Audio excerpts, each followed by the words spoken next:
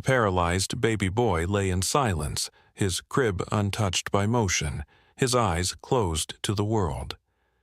No laughter, no cries, just stillness. Doctors had given up. His mother had stopped counting the days, but someone else hadn't. In the quiet of that winter night, a 9-month-old German shepherd sat beside the crib, unmoving. Watching, waiting. Not barking, not whining, just believing. He didn't come from a miracle. He was the miracle. Before I tell you what happened next, I want to know. Where are you watching this from? Drop your country in the comments below. Because today's not just a story, it's a reminder. Love never gives up. Humanity may fade, but loyalty never dies. Now, let me tell you how a puppy named Kodiak helped bring a child back to life. The snow had begun falling before dawn and hadn't stopped since. Willow Springs, a secluded mountain town tucked high in the Colorado Rockies, lay buried beneath drifts of white. The pines stood like silent sentinels, heavy with frost, and smoke curled from stone chimneys in slow, sleepy spirals. Winter wasn't just a season here, it was a presence. And inside a cedar-sided home on the edge of town, winter had found its way into more than just the walls. Emily Carter stood barefoot in the kitchen, cradling a chipped ceramic mug in both hands. The coffee had gone cold. She didn't notice. Her blonde hair, streaked with strands of pale gold and ash, was pulled back in a messy bun. She wore a thick wool sweater 2 sizes too big and faded leggings tucked into thick socks. She hadn't changed out of them in 2 days. Her eyes, once a lively green, now carried a tired grayness, the kind that clings to people who have stopped expecting answers. The house was quiet. Not peaceful, just quiet. The kind of quiet that comes after too much crying. In the nursery, 7-month-old Wyatt lay motionless in his crib, wrapped in a soft quilt hand-stitched by Emily's late mother-in-law. The little boy had a round face, the color of warm cream, and a fuzz of auburn hair that curled slightly near his ears. His eyelashes were long, dark, almost too big for such a tiny face. His chest rose and fell gently. But his legs hadn't moved in months. They never figured out why. He had been a perfectly healthy baby until a high fever struck just after Christmas. By New Year's, his lower body had fallen silent. The doctors said, idiopathic infant paralysis. That was their term when they didn't know anything. He might move again, he might not. Kodiak lay beside the crib. The 9-month-old German shepherd had only been in the house for 4 weeks. Emily adopted him from the local rescue shelter after her husband, Daniel, died in a logging accident on Miller Ridge. She hadn't meant to adopt a dog. She had wandered into the shelter with a box of old blankets and left with a gangly pup with big paws and cautious eyes. Kodiak's coat was a rich black and tan, the tan more golden than most. He had a notch in one ear and a faint white blaze on his chest. For such a young dog, he was unusually calm, watchful, patient, and almost reverent around Wyatt. He rarely left the baby's side. Not at night, not during naps, not even when Emily tried calling him to the kitchen with treats. His favorite spot was under the crib, his snout resting on his paws, amber eyes fixed on Wyatt's still form. Emily stepped into the nursery and leaned against the doorway. The room smelled faintly of baby powder and pine wood. She took a slow sip of cold coffee. Kodiak glanced at her but didn't move. He returned his gaze to the crib like a soldier at post.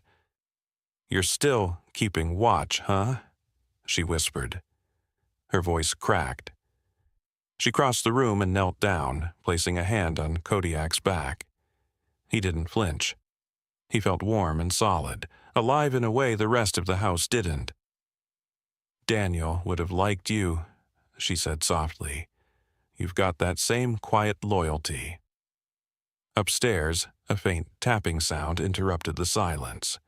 A few clumps of snow slid off the roof, tapping against the window panes like polite ghosts. Emily closed her eyes for a moment, trying to remember what it felt like to sleep through the night. At the other end of town, in a small clinic built into a converted post office, Dr. Ava Mitchell sat hunched over a desk, writing by the light of a desk lamp. She was in her early 40s, slim and precise in both speech and appearance. Her dark hair was pulled into a tight braid down her back, and she wore wire-rimmed glasses that slipped down her nose when she focused too long. Ava wasn't a woman of grand gestures. She believed in notes, in patterns, in quiet persistence. In front of her lay Wyatt Carter's file. Again. She had read it a dozen times. MRI scans, blood work, muscle response charts, all inconclusive. But something about the boy haunted her, not medically, personally. Maybe because Emily had been her student once, back when Ava taught biology part-time at the high school. Maybe because she saw in Emily the same clenched determination that her own mother had shown when Ava's brother got sick. She scribbled a note. Maintain weekly home check-in. Begin subjective case journal. Include canine proximity factor. Ava had never written that about a patient before. Back at the Carter house, night fell early. The sky turned deep blue, almost black, and the only light in the nursery came from a fox-shaped nightlight plugged into the wall. Emily sat in the rocking chair, arms wrapped around her knees. She watched Wyatt sleep. Kodiak hadn't moved in hours. She pulled the quilt tighter around herself. The silence pressed in. God, she said into the stillness, if you're still listening, anything, just anything. But only the wind outside answered. Kodiak stirred, just slightly. His ears perked. His tail gave a faint flick. Emily looked up. The dog was staring at Wyatt again, more intently this time, as if listening for something only he could hear. But nothing happened. Just breathe, just stillness, just waiting. The storm hadn't lifted. Snow continued to fall in a soft, endless hush that made the whole town feel like it was wrapped in cotton. By morning, Willow Springs looked like a snow globe someone had forgotten to stop shaking. The roads were buried. Telephone lines sagged with frost. Even the birds seemed to have vanished into the white. Inside the Carter house, the silence was unchanged, but something else had begun to shift. Kodiak hadn't left Wyatt's side. Not once. Through the long hours of the stormy night and into morning, the young German shepherd lay in the same position beneath the crib head resting on his crossed front paws, eyes wide open, unwavering. His breathing was slow, steady, almost meditative, as if he had found some rhythm in Wyatt's own quiet inhales and exhales. Emily hadn't noticed it at first. She'd moved through the morning in a fog, changing Wyatt's diaper heating formula, forcing herself to eat a slice of dry toast. But it was during Wyatt's afternoon nap when she returned to the nursery with folded laundry that she paused in the doorway and finally noticed. Kodiak's eyes weren't just open, they were fixated. He wasn't sleeping, wasn't dozing. His pupils didn't wander. He stared up through the slats of the crib like a guard dog trained to detect motion. Except Wyatt hadn't moved in months. A chill crept down Emily's spine, and it had nothing to do with the cold outside. She stepped into the room, slowly folding the laundry with slower, quieter hands. "You all right, Kodiak?" she asked softly, setting a stack of onesies on the dresser. Kodiak didn't respond, didn't look at her. His ears twitched once as if acknowledging her voice, but his gaze stayed fixed upward. Emily kneeled beside him. "Are you watching for something?" she whispered, one hand reaching to scratch behind his ears. This time he didn't lean into her touch like usual. Instead, he let out a faint sound, a low, almost inaudible whimper. She blinked, and then saw it. just a flicker. A shift of the tiniest sort. Wyatt's pinky finger moved, or twitched, or maybe the blanket shifted. She wasn't sure. Her heart skipped. She leaned over the crib. The baby was sleeping soundly, hands resting near his chin just as before. But she stared at his hand. Nothing. Emily straightened up, brushing her knuckles across her lips, trying to steady herself. "I'm seeing things," she said aloud, as if convincing the walls. She shook her head and turned off the nightlight, backing out of the room, but her eyes went back one last time to Kodiak, still motionless, still watching. That evening the snow stopped falling. The light outside turned golden and pink, glinting through ice-laced windows.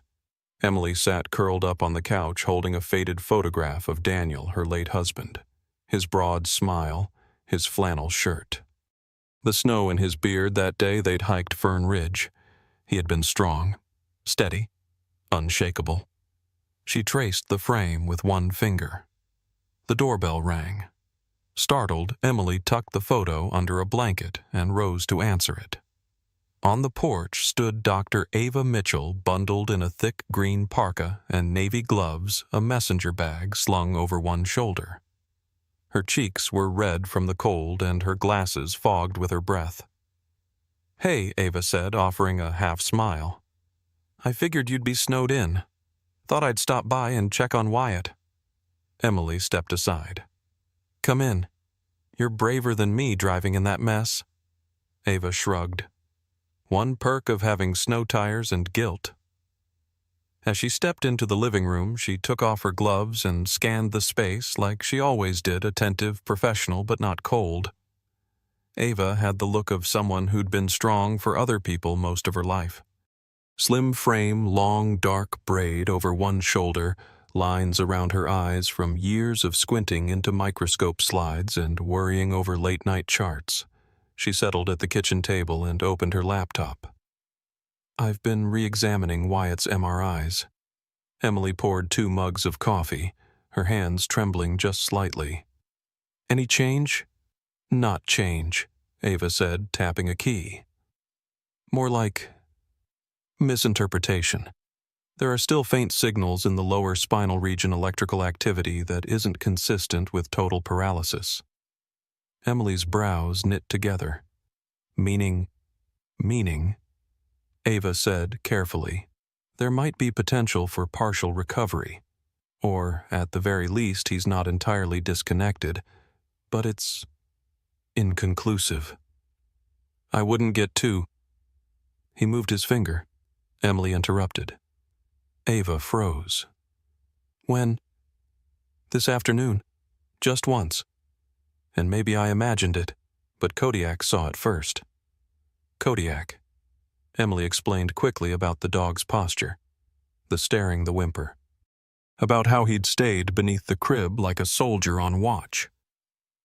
Ava listened without interruption, her fingers pressed to her lips, brows raised slightly. When Emily finished, Ava nodded slowly. "That's unusual. But not impossible. Animals can sense things. Neurological shifts, hormonal changes, electrical fluctuations. There's even research about dogs detecting epileptic seizures before they happen." Emily sighed, rubbing her temples. "I don't want to make something out of nothing, but I swear Kodiak knew." Ava closed her laptop and stood.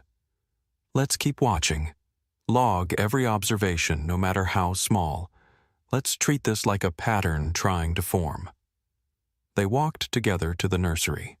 Kodiak lifted his head as they entered but didn't move from his post. Ava crouched beside him, watching Wyatt sleep. After a long moment, she whispered, "Good boy." Kodiak's tail gave one quiet thump. The wind howled against the roof like something alive. A sharp snapping cold crept through the window seams of the Carter house, making even the thickest blankets feel thin. Outside, the storm had darkened the entire town. Power lines flickered and died one by one. By nightfall, Willow Springs was cloaked in black. No hum of electricity, no distant headlights. just the wind and the brittle sound of snow lashing wood. Inside the house, candles flickered in mason jars on the windowsill, their flames tiny against the vast darkness beyond. Emily Carter paced the living room wrapped in 2 blankets and still shivering. She checked the thermostat for the 3rd time, even though she knew it wouldn't respond. The heater had gone quiet an hour ago. Upstairs, Wyatt lay bundled in extra layers. Emily had placed a hot water bottle beneath his blanket and tucked Kodiak's favorite flannel under the mattress to hold warmth. The dog himself was still in his usual place beneath the crib, eyes wide, body curled but alert. His ears twitched at every gust of wind. Emily lit another candle and set it on the hallway shelf, her hands trembling slightly from the cold or the tension. Maybe both. She hadn't slept more than 3 hours the night before. Her eyes stung. Her temples throbbed and her mouth tasted like regret. The lights flickered once, then nothing. Total blackout. Kodiak's low growl echoed from upstairs. Emily froze. Then the growl rose to a sharp bark. Not aggressive, urgent. She dropped the matches and ran. By the time she reached the nursery, Kodiak was pacing in tight, agitated circles around the crib. His paws made soft thuds against the rug. He let out another bark, his body tense, tail stiff head darting between Wyatt and the door, as if trying to summon her with sheer force of will. "Hey, Kodiak," she hissed, stepping inside. "What's wrong?" He ignored her, stood still, barked again. Then let out a long, keening sound, a whine so full of desperation it stabbed her chest. Emily's eyes shot to the crib. Wyatt was still. But then, there. A twitch. A subtle shift beneath the fleece blanket. She gasped, stepped closer and pulled the blanket aside. His left leg moved. Once. Then again. A tiny, unmistakable spasm. The toes curled slightly, then relaxed. "Oh my God," Emily whispered, her knees buckling. She clutched the edge of the crib. "Oh my God, it's real. You're moving, baby." Kodiak nudged her thigh with his nose, whining urgently.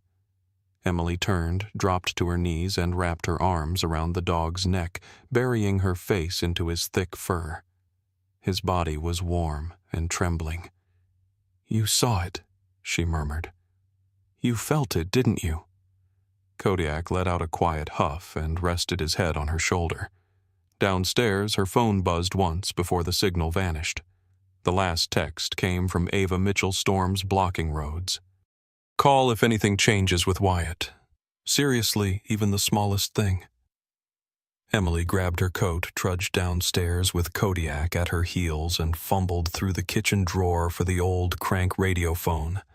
She hadn't touched it in years, but Daniel used to keep it charged during storm season. She cranked it until the battery light flickered, and then punched in Ava's number. The line rang twice before a tired voice answered. "Mitchell. Ava," Emily whispered. He moved. Wyatt's leg moved. Twice, maybe more. And Kodiak. He barked right before it happened.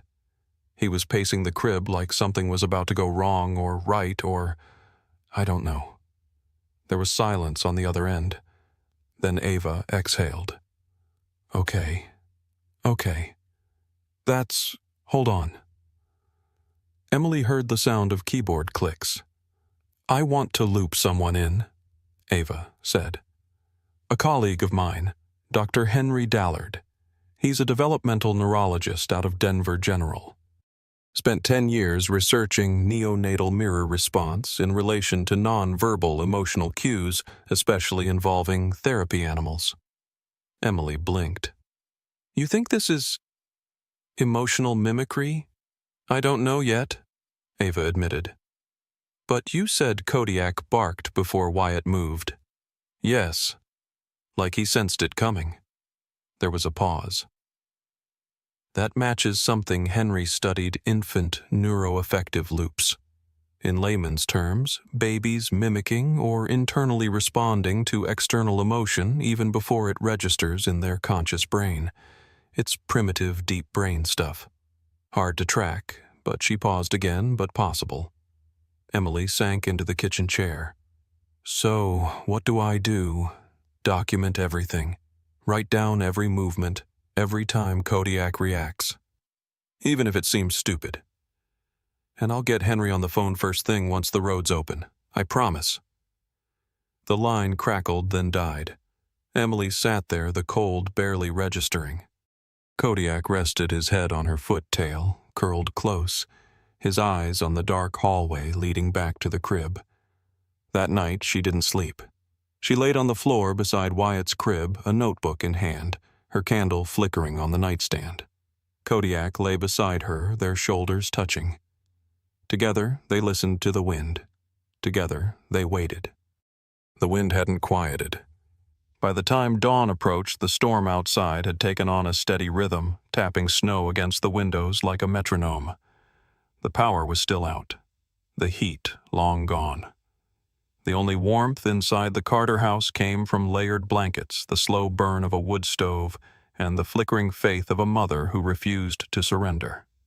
Emily lay curled on the nursery floor, her back pressed to the old area rug, a notebook resting on her chest. She hadn't written much, just a few phrases scribbled in uneven lines. Kodiak barked. Wyatt moved. Cold, breath shallow, Kodiak alert. Her pen had stopped moving hours ago. The candle near the crib was melting down to a stub. Her eyes had closed without her realizing. She awoke to a sound, not a bark this time. A whimper. Kodiak. The dog stood up slowly, his body tense but his movements gentle. His ears were forward, his eyes locked on Wyatt, who remained asleep under his flannel-lined blanket. Emily blinked and sat up groggily. Her muscles ached, her skin chilled from lying on the hardwood, but something in the air felt charged like the moment before lightning strikes. Kodiak leaned forward on his paws and pressed his nose gently against Wyatt's small hand exposed from under the blanket. The gesture was almost reverent, like a prayer. And then Wyatt's fingers moved. Emily's heart seized, her breath caught. She held completely still, afraid the moment might vanish like mist. Wyatt's fingers curled. Not a twitch, a slow, trembling grasp. Kodiak didn't move. He stood completely still, his snout resting against the baby's knuckles, and then Wyatt's tiny hand closed around it. Weak, imperfect, but real. Emily burst into tears. Her sobs came fast and sharp, too loud for a room so fragile. She crawled to the edge of the crib, her hands shaking as she reached over, gently wrapping her fingers around Wyatt's. She could feel the difference. This wasn't a spasm. It was a response. Her forehead dropped to the crib rail. "Oh my God, baby, you're still here." Kodiak let out another soft sound. Not quite a bark, not quite a whine. A sound of recognition, of knowing. Emily stayed like that for minutes, clutching the side of the crib, her hair falling forward, her shoulders trembling from the weight of too much grief and too much hope returning all at once. Downstairs, a car engine stopped. She didn't hear it at first. But when the knock came firm, 3 taps, Emily startled. She rushed down and opened the door to see Dr. Ava Mitchell, windburned and snow-dusted, standing on her porch in a long gray coat and thick snow boots. Her cheeks were red. Her hair was damp beneath a knit beanie. "You walked here," Emily gasped. "Most of the way. Roads are still frozen, but I left my car where the plow cleared past the post office. Thought if something happened, you'd need someone right away." Emily pulled her inside. "Ava. He..." Wyatt moved. He grasped. He grabbed Kodiak's muzzle. He responded. It was real. Ava didn't pause. She moved past her and went straight up the stairs. Emily followed closely behind. The nursery was still lit by one flickering candle. Wyatt had stirred in his sleep, but still looked peaceful. Kodiak lay beside the crib again, tail tapping slowly against the floor. Ava knelt. "Did you see it happen?" "I watched it." His fingers curled around Kodiak's nose. It wasn't a twitch. Ava reached into her coat and pulled out a small notepad and a slim flashlight. She moved carefully to Wyatt's side, lifting his hand gently with gloved fingers. "Muscle tone feels present," she murmured. "Not passive. I need to test this properly." Emily rubbed her arms. "You said your friend, Dr. Dallard. He's at Denver General. He specializes in this sort of thing. If we can get Wyatt to Denver, they'll have the equipment to do a full nerve conductivity test. We could know definitively what's returning." Emily hesitated.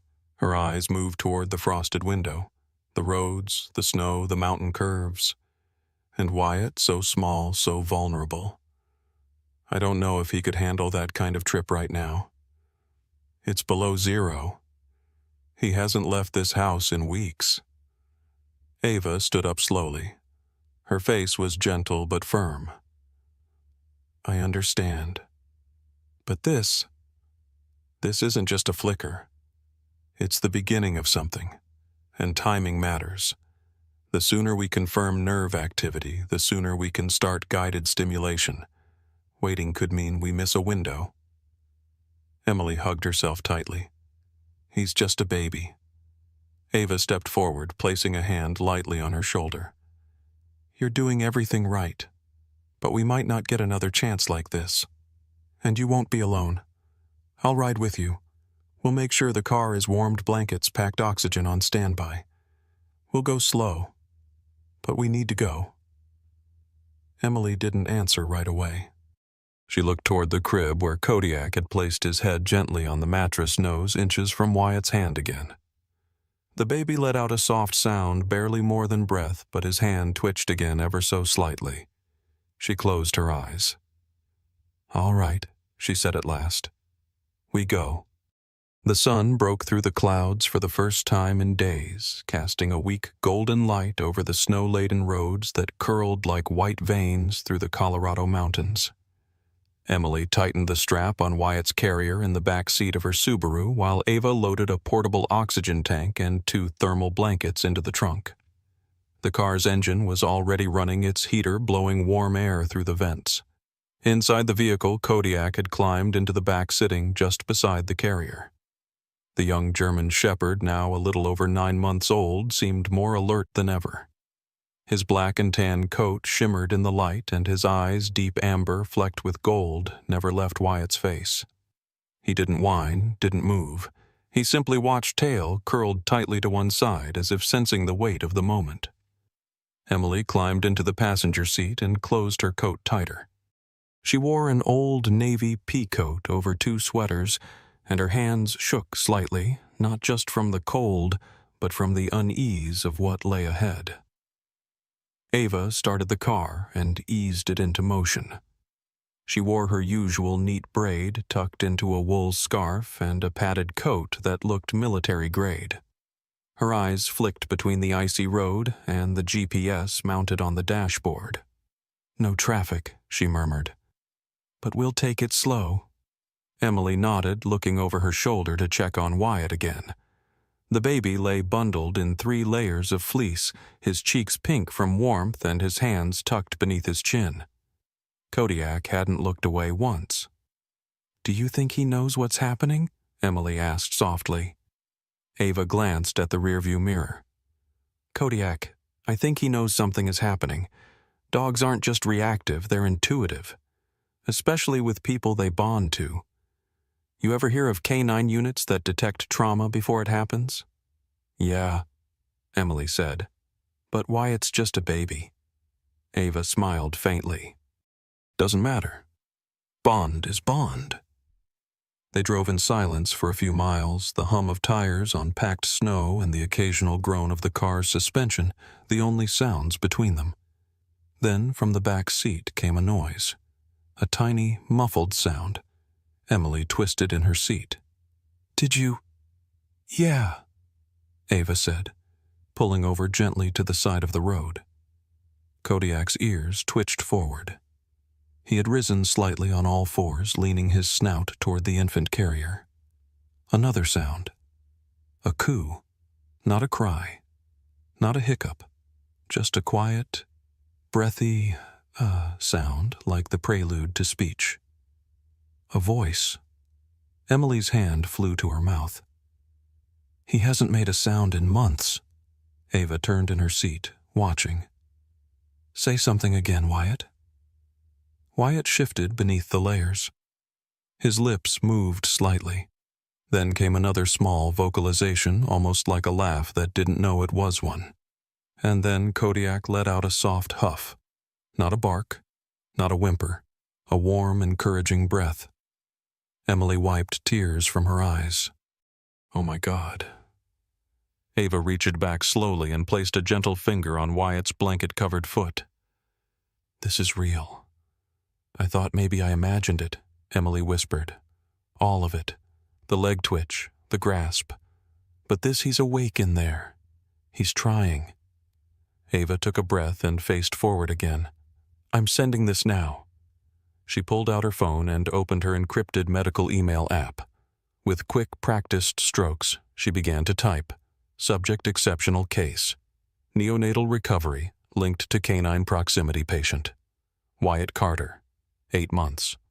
Diagnosis: idiopathic lower body paralysis post-viral fever. Non-responsive for 2.5 months. Recent developments: return of minor voluntary motor function. Emotional vocalizations noted. Close proximity and emotional behavior linked to 9-month-old German Shepherd named Kodiak. Requesting urgent consult and coordination of observation protocols. Strongly recommend animal be included in environment-controlled recovery analysis. She hit send. The message whooshed into the server just as the car crested the final ridge before the highway flattened out. The rest of the drive passed in watchful silence. Emily held Wyatt's mittened hand the entire time, her thumb brushing gently over the small wool-covered fingers. Kodiak remained still vigilant every so often, sniffing the air near Wyatt, as if checking for something invisible. They arrived at Denver General just before noon. As they pulled into the parking structure, Ava turned to Emily. "You okay?" Emily nodded. "I think so." "Kodiak's going in with him," Ava added. "I cleared it with hospital protocol on the way. They've approved him for observation." Emily reached behind to stroke Kodiak's back. "He's part of this story. He's not staying behind." Kodiak thumped his tail once in reply. The pediatric neurology wing of Denver General was painted in shades of soft green and pale yellow, a gentle contrast to the stark white hallways outside. In room 204, the lights were dimmed and a monitor beeped steadily at the bedside, charting the soft rhythm of Wyatt's breath and heartbeat. Outside the large observation window, a thin film of frost clung to the glass. Wyatt lay still in a specialized hospital crib wrapped in a hospital-grade sleep sack, his head slightly turned to one side. Wires connected his scalp wrists and chest to a machine designed to monitor every neural flicker. A panel of doctors and specialists watched from the adjacent room, their faces half lit by screens.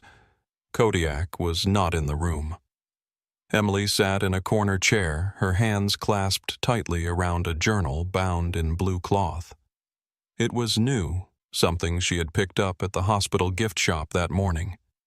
The cover was soft and the pages blank. It felt wrong to write in it. It also felt wrong not to. She stared at Wyatt, willing him to move again like he had in the car. But so far, nothing. Across the hall, Dr. Henry Dallard stood with arms crossed. In his early 50s, Henry was tall and sharp-featured with salt and pepper hair neatly combed back and a trim beard that emphasized the angles of his jaw. His lab coat hung open over a charcoal vest and tailored shirt, and a silver pen stuck out of his breast pocket. He was known in the field for being clinical, brilliant, and utterly unsentimental. But even he frowned now. No response to auditory stimulus, he muttered, glancing at the neurochart. Minimal eye movement. Reflexes still absent in lower limbs. Beside him stood Dr. Ava Mitchell, more understated in appearance, hair pulled into a simple braid, face tight with worry. She kept shifting her weight from foot to foot, arms crossed over her chest. "We've seen him respond," Ava said. "In the car, at home, the finger grasp, vocalizations, but only when Kodiak was near." Henry raised a skeptical brow. "Are you suggesting the dog is triggering neurological function?" "I'm suggesting that something about their bond is stimulating a response," Ava said. "Something we haven't accounted for. If you're willing, I'd like to bring Kodiak into the room during the next session." Henry paused. "That's highly unorthodox. So is a spontaneous motor response in a child previously considered non-responsive." Silence stretched between them. Finally, Henry turned to a woman seated at the far side of the control room. Dr. Lillian Shore, short and stocky with round glasses and silver curls, had been silent through most of the session. She was one of the few doctors in the hospital with training in animal-assisted therapy, though her methods were considered fringe by some colleagues. "I'm with Dr. Mitchell," she said finally. "We've trialed animal-assisted therapy in stroke and trauma patients with mild results. It may not be quantifiable yet, but if it can generate a measurable response, we'd be foolish not to test it." Henry hesitated, then gave a nod. 5 minutes, that's all." Ava left the control room at a near run. Downstairs in the waiting area, Kodiak lay curled at Emily's feet, his head resting on his paws. The moment he saw Ava approaching, he stood up. "They're letting him in," Emily asked, rising. Ava gave a brief nod. "They've agreed to observe. If nothing happens, they'll end it quickly." Emily placed her hand on Kodiak's head. "Do your magic, boy," she whispered.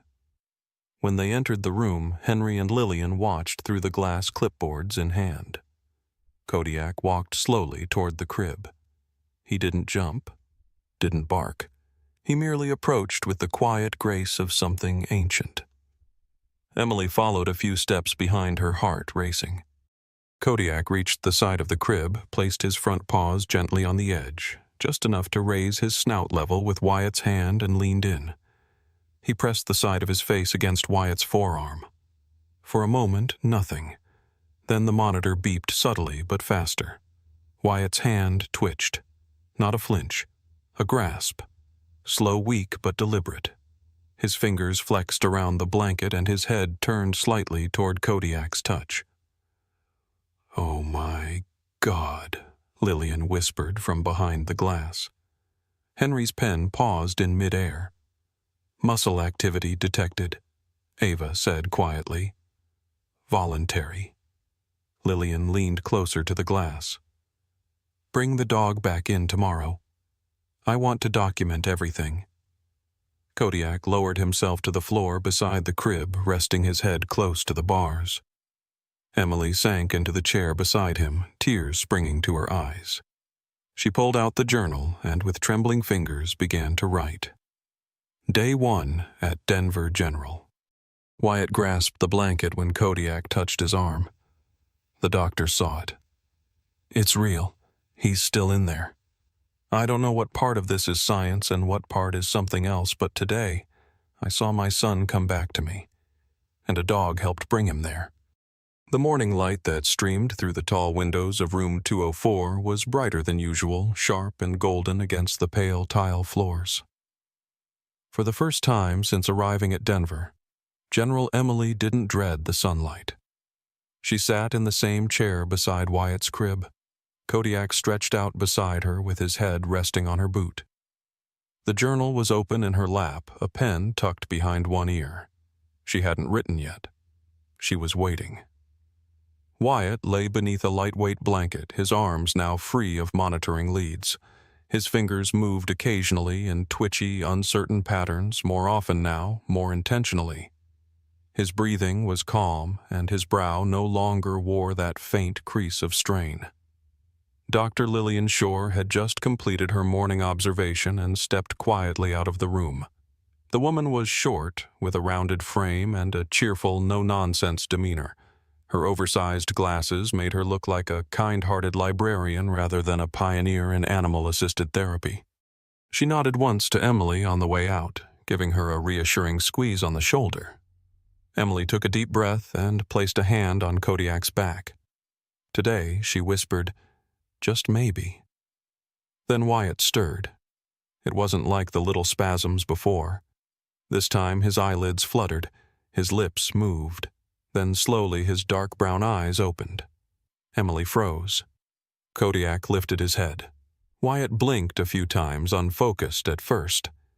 Then his gaze settled not on Emily, not on the ceiling, but straight ahead, toward Kodiak. The baby's eyes widened.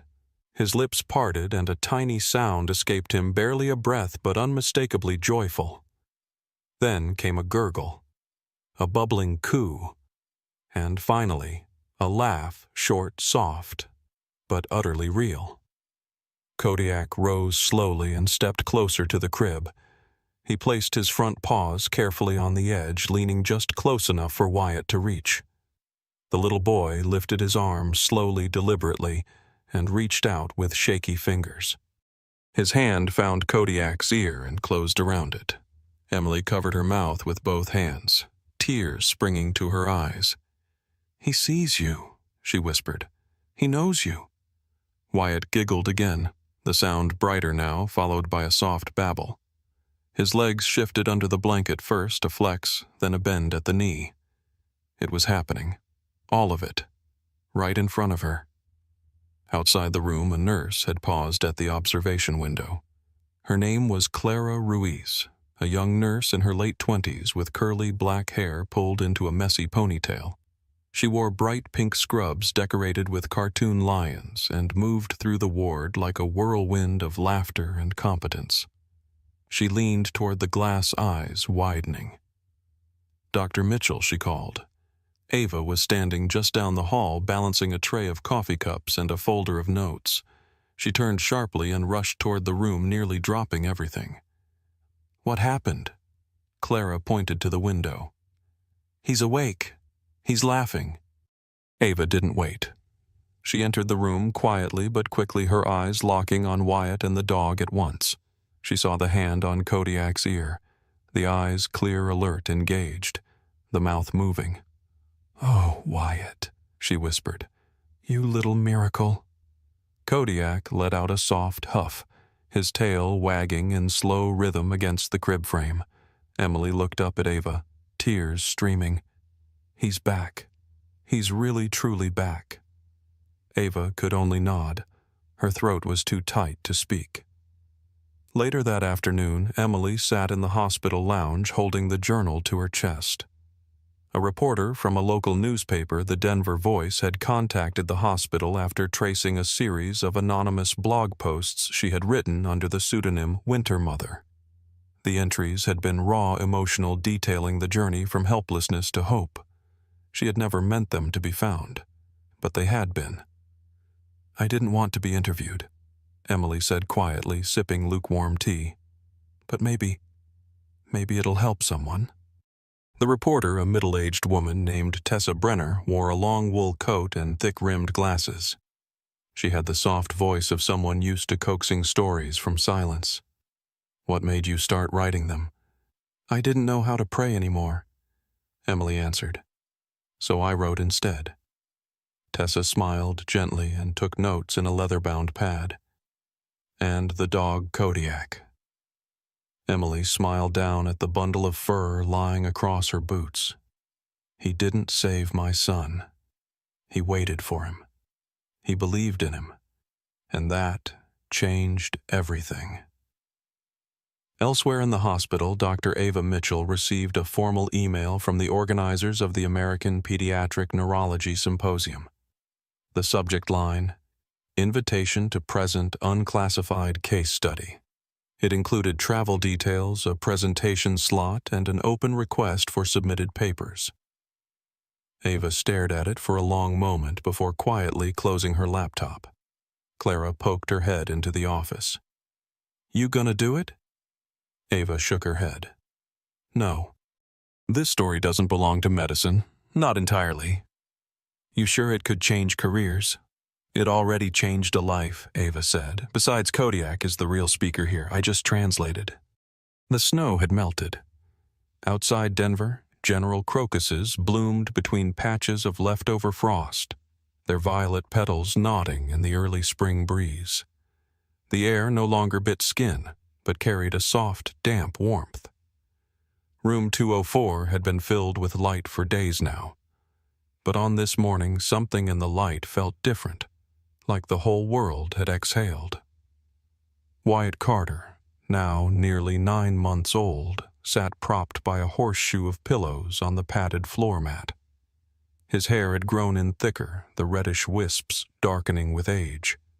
His cheeks had a healthy pink flush, and his eyes, bright, curious alert, followed every flicker of motion in the room. Kodiak lay beside him, stretched out with calm contentment, tail resting over his hind legs. The dog's fur shimmered golden in the sunlight, his black saddle stark against the white mat. He was larger now, stronger but just as gentle. His ears twitched at the slightest sound Wyatt made, and his nose stayed inches from the baby's side. Emily sat nearby on a small couch, one hand holding a warm mug of tea, the other loosely resting on the edge of the journal she now wrote in daily. Her hair was freshly brushed, tied in a soft braid over one shoulder, and though tired, still lingered in her expression.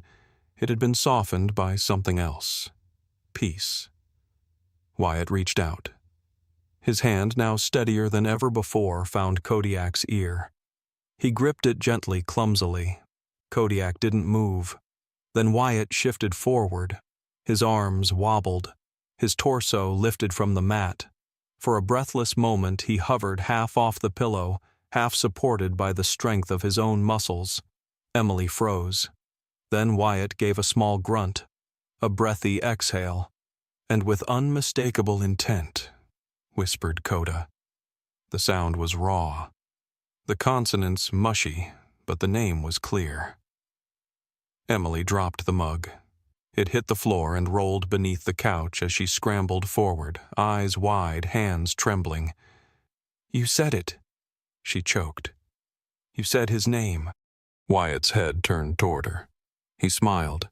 Tears ran freely down Emily's cheeks. "Oh, baby. My baby."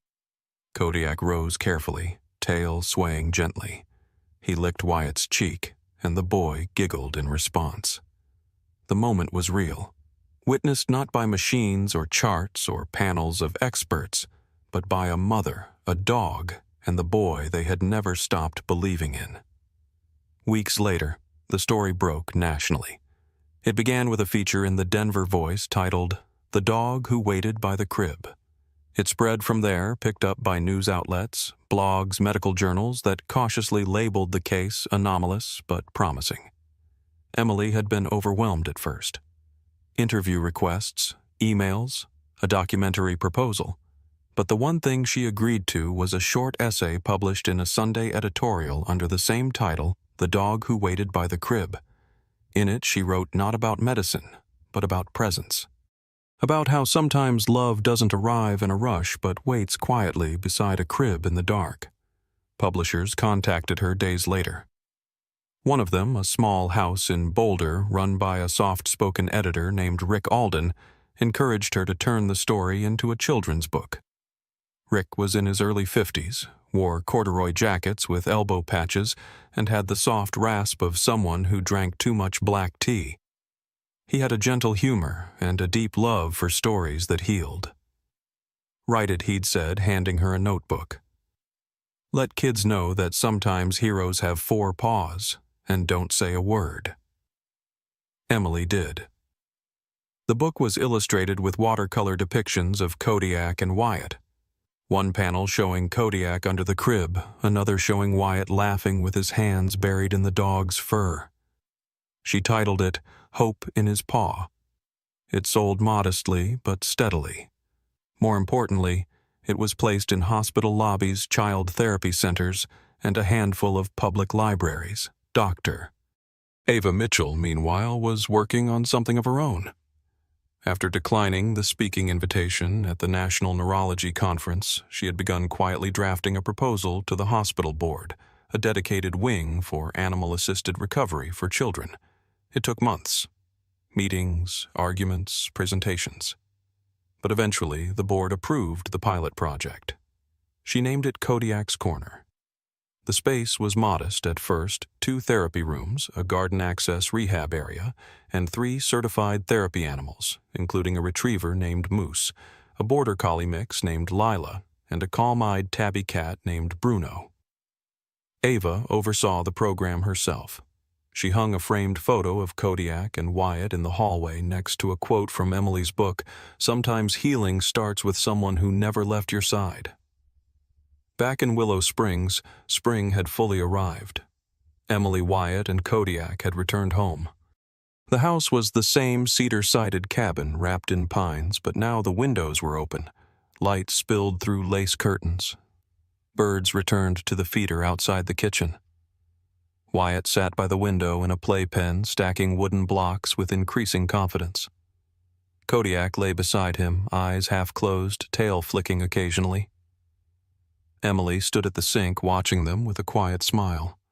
She no longer feared silence. She knew now it wasn't empty, it was full. Sometimes the greatest miracles don't come with thunder or fire. They arrive quietly in the form of a soft paw beside a crib, a whisper of a name, a single step forward after months of silence. Wyatt's healing wasn't only about medicine, it was about faith. About a mother who refused to stop believing and a dog who never walked away. Maybe God doesn't always answer through doctors or diagnoses. Sometimes he sends a silent guardian with 4 paws and a heart full of loyalty to remind us that love, patience, and faith can move even the stillest things. If you believe that miracles still happen, if you believe that God works through the smallest hands and the quietest companions, then don't keep this story to yourself. Share it with someone who needs hope today. Comment "Amen" below if you believe God is still writing stories like this. And before you go, please subscribe to Kindred Creatures, leave a comment, and help us keep sharing moments that remind the world faith is real, healing is possible, and sometimes love wears fur.